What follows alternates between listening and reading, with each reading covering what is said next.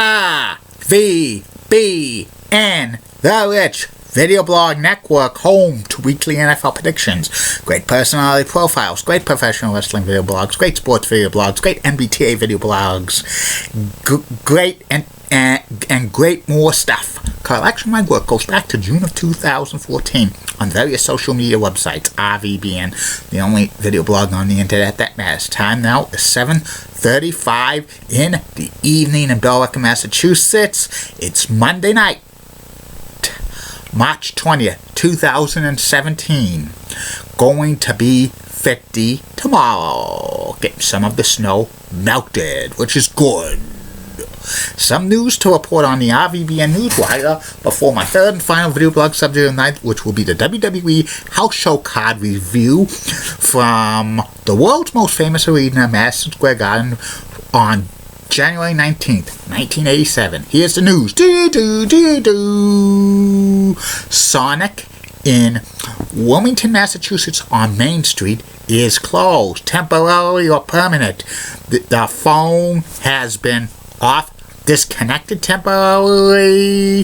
There's rumors about new ownership, and there's rumors it could be open in mid-April. Wait and see about that.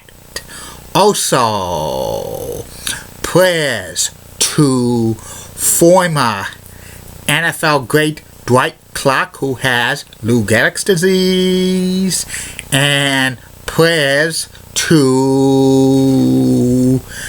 Pro Football Hall of Famer Gale Sayers, who has dementia, and it's Happy National Happiness Day and Happy National Proposal Day. That's about it on news from the RVBN Newswire. Be back in a flash with my third and final video blog subject of the night. Tomorrow on RVBN, 3 more video blogs coming for you.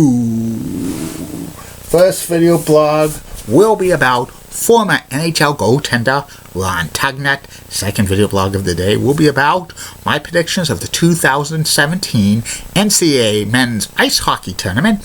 And a third and final video blog subject of the night will be about the MSG House Show card from the WWE on February 23rd, 1987.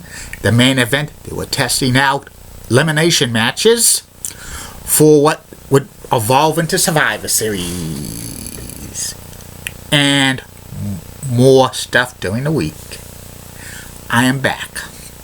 My third and final video blog subject of the night was the MSG House Show card results from the world's most famous arena, Madison Square Garden, WWE, on January 19th, 1987.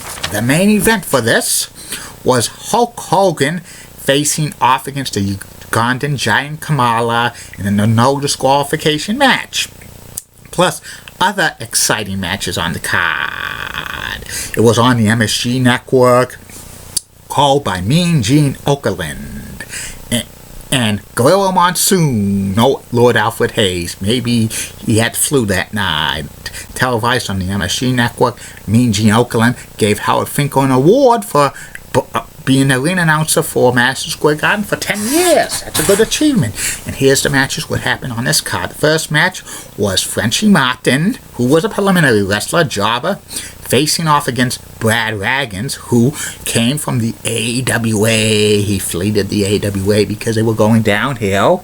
This was Brad Ragans' debut in the world's most famous arena. This was close to a 17-minute match, back and forth. Brad wins with the shoulder block off the second rope. I think this might have been Brad Ragans' only match at Madison Square Garden. The next match was the Dream Team, Greg the Hammer Valentine and Bruce the Barber Beefcake, facing off against the Can-Am Connection, Rick Martel and Tom Zink. Tom Zink was making his Madison Square Garden debut as well. And this was a back and forth match, about 18 minutes. Ending had Rick Martel get the springboard splash onto the Hammer after Greg put the figure 4 on Tom Zink. Fans love the Can-Am Connection, and we're going to get the push as the #1 babyface team in the WWE. The next match was another Madison Square Garden debut. Outlaw Ron Bass facing off against SD Special Delivery Jones, the most famous face jobber in WWE history. It was a competitive match.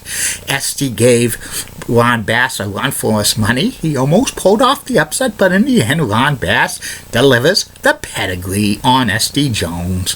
And Ron Bass pins him 1, 2, 3. It was another job that SD did at the MSG. The next match was Mr. Wonderful Paul Orndorff with Bobby the Brain Heenan facing off against George the Animal Steel. Before the match, Mr. Wonderful and Bobby the Brain Heenan brought a life-size poster of Miss Elizabeth. George the Animal Steel had a crush on her, and this was mainly a comedy match. You didn't have scientific holes in this match. Ending had George the Animal Steel grab a chair and hit the referee with that. You don't hit referees with chairs in the WWE. If you do, you're automatically disqualified. George Steele gets himself disqualified, but he doesn't care. It was just a comedy wrestler at this point. The next match was Tiger Chun-Li against Jerry Allen. These were two TV jobbers.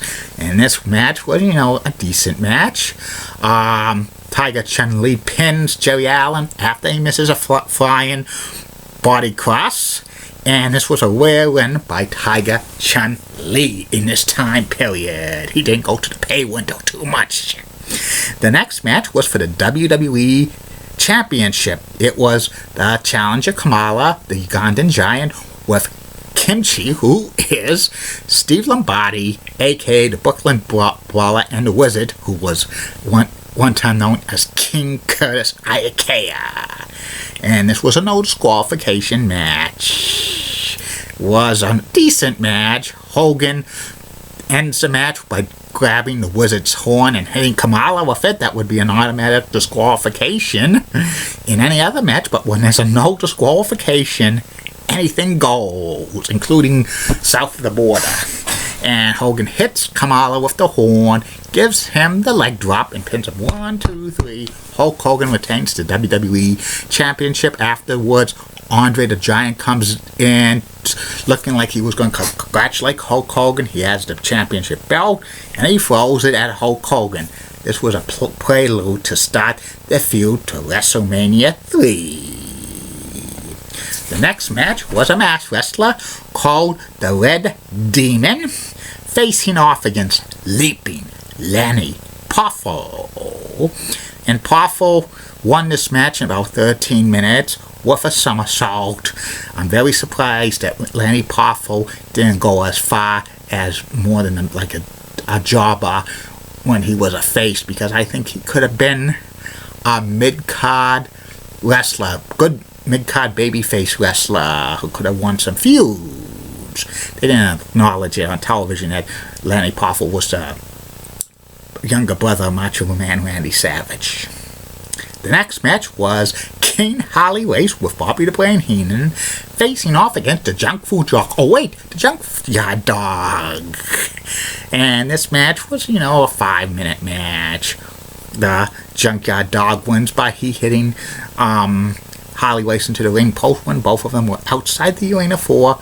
Junkyard Dog comes in and beats the 10 count, but afterwards Harley Race attacks Junkyard Dog, beats him to a pulp, and Bobby the Brain Heenan comes afterwards and trying to make the dog bow to the king. Referee Danny Davis wanted to referee this match, but the New York State Athletic Commission told him to go to the back. And then the de facto main event for this card. This was the last match on the card, so you wouldn't consider this a main event, but actually Hulk Hogan vs. Kamala was the main event. And it was the Hart Foundation, who was Jim the Anvil Neidhart and Bret the Hitman Hart, with the mouth of the South, Jimmy Hart. They're no relation to Elizabeth Hart, who has the second best legs in Orlando, Florida, next to my lady, Julie Button of New Sex. Facing off against Davey Boy Smith, one half of the WWE Tag Team Champions, with Dynamite Kid, the British Bulldogs, but Dynamite was recovering in Calgary, Alberta, Canada, because he had back surgery, and Davey Boy's partner on this occasion was Billy Jack Haynes, or what Bobby the Brain Heenan used to call him, Billy Jack. And Danny Davis wanted to referee this match, but he was told not to. And it was a decent match, back and forth, ending. Had Billy Jack Haynes put Bret the Hitman Hart in the Phil Nelson, and Bret tapped out. And this Madison Square Garden house show card was a solid B, in my opinion.